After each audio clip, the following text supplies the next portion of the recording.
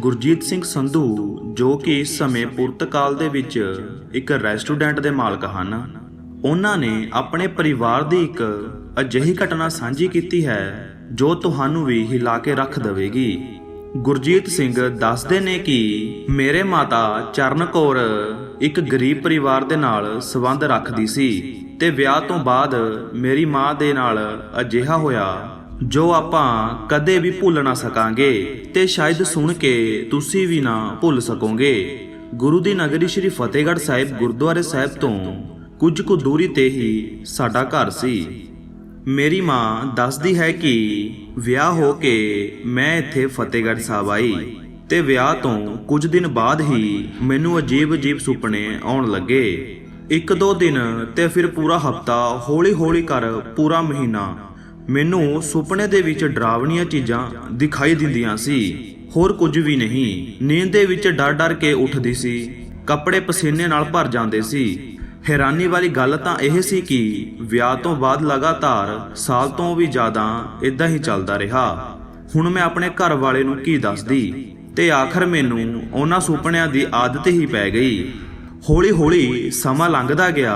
ਇੱਕ ਦਿਨ ਮੇਰੇ ਪਤੀ ਨੇ ਮੈਨੂੰ ਕਿਹਾ ਕਿ ਮੈਂ ਇਮਾਨਦਾਰੀ ਦੇ ਨਾਲ ਮਿਹਨਤ ਵੀ ਕਰਦਾ ਹਾਂ, ਆਪਣਾ ਕੰਮ ਵੀ ਪੂਰਾ ਕਰਦਾ ਹਾਂ, ਪਰ ਗਰੀਬੀ ਦੂਰ ਨਹੀਂ ਹੁੰਦੀ। ਘਰ ਦਾ ਗੁਜ਼ਾਰਾ ਮਸਾ ਹੀ ਚੱਲਦਾ ਹੈ, ਨਾ ਕੋਈ ਬਰਕਤ ਤੇ ਨਾ ਕੋਈ ਸੁੱਖ ਸ਼ਾਂਤੀ। ਮੈਨੂੰ ਲੱਗਦਾ ਹੈ ਕਿ ਸਾਡੀ ਸਾਰੀ ਜ਼ਿੰਦਗੀ ਐਵੇਂ ਹੀ ਲੰਘ ਜਾਵੇਗੀ। ਉਸ ਸਮੇਂ ਤੱਕ ਮੇਰਾ ਵੀ ਜਨਮ ਹੋ ਚੁੱਕਿਆ ਸੀ ਤੇ ਮੈਂ 6-7 ਸਾਲਾਂ ਦਾ ਹੋਵਾਂਗਾ।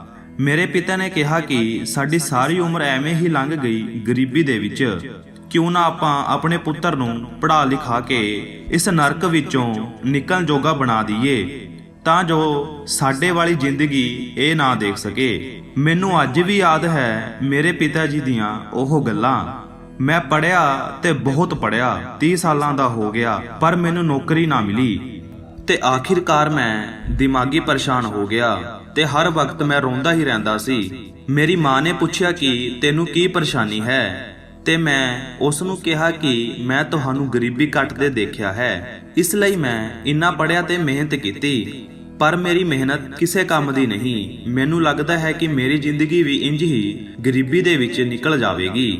ਮੇਰੀ ਇਹ ਗੱਲ ਸੁਣ ਕੇ ਮੇਰੀ ਮਾਂ ਬਿਲਕੁਲ ਹੀ ਚੁੱਪ ਹੋ ਗਈ ਤੇ ਸੋਚਾਂ ਦੇ ਵਿੱਚ ਪੈ ਗਈ ਤੇ ਮੈਂ ਆਪਣੀ ਮਾਂ ਨੂੰ ਕਿਹਾ ਕਿ ਤੁਸੀਂ ਚੁੱਪ ਕਿਉਂ ਹੋ ਗਏ ਤੇ ਕੀ ਸੋਚ ਰਹੇ ਹੋ? ਤਾਂ ਮੇਰੀ ਮਾਂ ਕਹਿਣ ਲੱਗੀ, ਬਹੁਤ ਸਮਾਂ ਪਹਿਲਾਂ ਤੇਰੇ ਪਿਤਾ ਨੇ ਵੀ ਇਹੀ ਗੱਲ ਮੈਨੂੰ ਕਹੀ ਸੀ। ਲੱਗਦਾ ਸਾਰੀ ਉਮਰ ਇੰਨੀ ਮਿਹਨਤ ਦੇ ਬਾਵਜੂਦ ਵੀ ਸਾਡੀ ਉਮਰ ਗਰੀਬੀ ਦੇ ਵਿੱਚ ਹੀ ਨਿਕਲ ਜਾਵੇਗੀ ਤੇ ਹੋਇਆ ਵੀ ਇੰਜ ਹੀ। ਤੇ ਅੱਜ ਤੂੰ ਵੀ ਇੰਨੀ ਮਿਹਨਤ ਕਰਨ ਤੋਂ ਬਾਅਦ ਵੀ ਕੁਝ ਬਣ ਨਾ ਪਾਇਆ।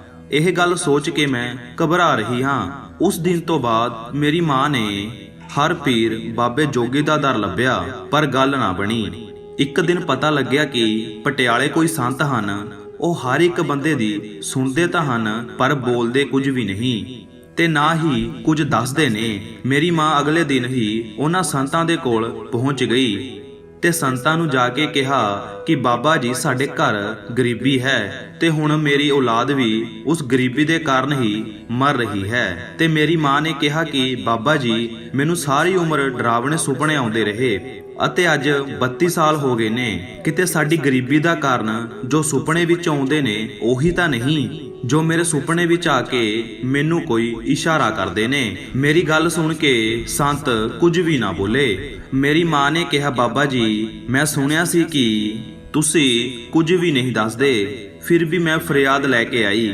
ਉਹ ਇਸ ਕਰਕੇ ਕਿਉਂਕਿ ਮੈਂ ਇਹ ਵੀ ਸੁਣਿਆ ਸੀ ਕਿ ਗੁਰੂ ਘਰ ਦੇ ਘਰੋਂ ਕੋਈ ਖਾਲੀ ਨਹੀਂ ਮੁੜਦਾ। ਮੇਰੀ ਮਾਂ ਦੀ ਇਹ ਗੱਲ ਸੁਣ ਕੇ ਸੰਤਾਂ ਨੇ ਝੱਟ ਹੀ ਕਹਿ ਦਿੱਤਾ ਕਿ ਤੁਸੀਂ ਗਏ ਹੀ ਕਦੋਂ ਹੋ ਗੁਰੂ ਘਰ? ਤੁਸੀਂ ਤਾਂ ਇੱਥੇ ਮੇਰੇ ਕੋਲ ਆਏ ਹੋ, ਨਾਲ ਖੁਦ ਗੁਰੂ ਦੀ ਨਗਰੀ ਦੇ ਵਿੱਚ ਰਹਿੰਦੇ ਹੋ, ਪਰ ਕਦੇ ਸਾਹਿਬਜ਼ਾਦਿਆਂ ਦੇ ਦਰਬਾਰ ਨਹੀਂ ਗਏ। ਇੰਨਾ ਕਹਿ ਕੇ ਸੰਤ ਚਲੇ ਗਏ ਤੇ ਮੇਰੀ ਮਾਂ ਦੇ ਦਿਲ ਦੇ ਵਿੱਚ ਉਹ ਗੱਲ ਵੱਜੀ। 32 ਸਾਲ ਹੋ ਗਏ ਸੀ ਮੇਰੀ ਮਾਂ ਤੇ ਮੇਰੇ ਪਿਤਾ ਤੇ ਮੇਰੇ ਪਰਿਵਾਰ ਇੱਕ ਵੀ ਵਾਰ ਫਤਿਹਗੜ੍ਹ ਸਾਹਿਬ ਨਹੀਂ ਗਿਆ ਸੀ, ਜੋ ਬੜੀ ਹੀ ਹੈਰਾਨੀ ਵਾਲੀ ਗੱਲ ਸੀ। ਹੁਣ ਮੇਰੀ ਮਾਂ ਨੂੰ ਇਸ਼ਾਰਾ ਤਾਂ ਮਿਲ ਹੀ ਚੁੱਕਿਆ ਸੀ ਤੇ ਆਪਾਂ ਆਪਣੇ ਪਰਿਵਾਰ ਦੇ ਨਾਲ ਸ਼੍ਰੀ ਫਤਿਹਗੜ੍ਹ ਸਾਹਿਬ ਜਾਣਾ ਸ਼ੁਰੂ ਕਰ ਦਿੱਤਾ। ਮੇਰੀ ਮਾਂ ਨੇ ਕਿਹਾ ਕਿ ਸੰਤ ਇਸ਼ਾਰਾ ਕਰ ਗਏ, ਆਪਾਂ ਤਾਂ ਸਾਰੀ ਉਮਰ ਬਾਬਿਆਂ ਦੇ ਪਿੱਛੇ ਹੀ ਭੱਜਦੇ ਰਹੇ, ਪਰ ਕਦੇ ਗੁਰੂ ਘਰ ਸੀਸ ਝੁਕਾਉਣ ਨਹੀਂ ਆਏ ਤੇ ਨਾ ਹੀ ਉਹਨਾਂ ਦੇ ਦਰਸ਼ਨ ਕੀਤੇ। ਅਸਲ ਵਿੱਚ ਗਰੀਬੀ ਤੇ ਕਲੇਸ਼ ਨੇ ਕਦੇ ਉਸ ਪਾਸੇ ਦਿਮਾਗ ਜਾਣ ਹੀ ਨਹੀਂ ਦਿੱਤਾ। ਮੇਰੀ ਮਾਤਾ ਪਿਤਾ ਤੇ ਮੈਂ ਗੁਰੂ ਘਰ ਗਏ। ਉੱਥੇ ਜਾ ਕੇ ਕੀਰਤਨ ਸੁਣਨਾ ਤੇ 2-2 ਘੰਟੇ ਪਾਠ ਪੜ੍ਹਨਾ। ਉਦਾਂ ਹੀ ਕਰਦੇ ਕਰਦੇ 10 ਦਿਨ ਨਿਕਲ ਗਏ। ਬਾਣੀ ਦੇ ਵਿੱਚ ਦਿਲ ਵੀ ਲੱਗਣ ਲੱਗਿਆ ਤੇ ਜੋ ਘਰ ਦੇ ਵਿੱਚ ਕਲੇਸ਼ ਰਹਿੰਦਾ ਸੀ, ਪਰ ਬਾਣੀ ਪੜਨ ਤੋਂ ਬਾਅਦ ਉਹ ਵੀ ਮਨ ਸ਼ਾਂਤ ਹੋ ਗਿਆ। ਤੇ ਫਿਰ 3 ਮਹੀਨੇ ਇੰਜ ਹੀ ਜਪਜੀ ਸਾਹਿਬ ਦਾ ਪਾਠ ਪੜ੍ਹਦਿਆਂ ਉੱਥੇ ਦਿਲ ਲੱਗਿਆ। ਇੱਕ ਦਿਨ ਮੇਰੀ ਮਾਂ ਨੇ ਦੱਸਿਆ ਕਿ ਮੈਂ ਜਦੋਂ ਗੁਰੂ ਘਰ ਗਈ, ਜਿਵੇਂ ਹੀ ਮੈਂ ਮੂੰਹ ਦੇ ਵਿੱਚ ਅੰਮ੍ਰਿਤ ਜਲ ਪਾਉਣ ਦੇ ਲਈ ਝੁਕੀ ਤੇ ਸਰੋਵਰ ਦੇ ਪਾਣੀ ਦੇ ਵਿੱਚੋਂ ਇੱਕ ਲਿਸ਼ਕੌਰ ਨੇ ਮੇਰੀਆਂ ਅੱਖਾਂ ਬੰਦ ਕਰ ਦਿੱਤੀਆਂ ਤੇ ਮੈਨੂੰ ਆਪਣਾ ਚਿਹਰਾ ਜਲ ਦੇ ਵਿੱਚ ਦਿਖਾਈ ਦਿੱਤਾ। ਮੇਰੀ ਅੱਖਾਂ ਦੇ ਵਿੱਚ ਅਜੀਬ ਜਿਹੀ ਚਮਕ ਸੀ, ਜਿਵੇਂ ਕੋਈ ਡਰਾਵਣੀ ਅੱਖਾਂ ਚਮਕਦੀਆਂ ਹੋਣ। ਦੇਖਦੇ ਹੀ ਦੇਖਦੇ ਮੇਰੇ ਚਿਹਰਾ ਵੀ ਡਰਾਵਣੀ ਚੀਜ਼ ਵਾਂਗੂ ਦਿਖਾਈ ਦੇਣ ਲੱਗਾ ਤੇ ਪੂਰਾ ਸਰੀਰ ਵੀ ਡਰਾਵਣਾ ਜਿਹਾ ਬਣ ਗਿਆ। ਪਰ ਇਹ ਸਭ ਕੁਝ ਮੇਰਾ ਇੱਕ ਸੁਪਨਾ ਹੀ ਸੀ। ਸੁਪਨੇ ਤਾਂ ਮੈਨੂੰ ਹਰ ਰੋਜ਼ ਹੀ ਆਉਂਦੇ ਸੀ, ਪਰ ਇਸ ਵਾਰ ਕੁਝ ਅਲੱਗ ਸੁਪਨਾ ਆਇਆ ਸੀ ਜੋ ਫਤਿਹਗੜ੍ਹ ਸਾਹਿਬ ਗੁਰੂ ਘਰ ਦੇ ਨਾਲ ਜੁੜਿਆ ਹੋਇਆ ਸੀ। ਅਗਲੇ ਦਿਨ ਹੀ ਮੈਂ ਪਟਿਆਲੇ ਸੰਤਾਂ ਦੇ ਕੋਲ ਗਈ ਤੇ ਦੱਸਿਆ ਕਿ ਬਾਬਾ ਜੀ, ਫਤਿਹਗੜ੍ਹ ਸਾਹਿਬ ਸਰੋਵਰ ਦੇ ਵਿੱਚ ਮੈਂ ਆਪਣੇ ਆਪ ਨੂੰ ਇੱਕ ਡਰਾਵਣੇ ਰੂਪ ਵਿੱਚ ਦੇਖਿਆ। ਬਾਣੀ ਪੜ੍ਹਦਿਆਂ ਵੀ ਸਾਡੇ ਨਾਲ ਅਜਿਹਾ ਹੋ ਰਿਹਾ ਹੈ। ਮੇਰੀ ਗੱਲ ਸੁਣ ਕੇ ਬਾਬਾ ਜੀ ਨੇ ਕਿਹਾ ਕਿ ਅੱਜ ਤੋਂ ਬਾਅਦ ਤੈਨੂੰ ਡਰਾਵਣੇ ਸੁਪਨੇ ਨਹੀਂ ਆਉਣਗੇ ਤੇ ਤੁਹਾਡੀ ਗਰੀਬੀ ਵੀ ਹੌਲੀ-ਹੌਲੀ ਦੂਰ ਹੋ ਜਾਵੇਗੀ। ਮੈਂ ਪੁੱਛਿਆ, ਬਾਬਾ ਜੀ ਅਜਿਹਾ ਕਿਉਂ ਹੁੰਦਾ ਹੈ?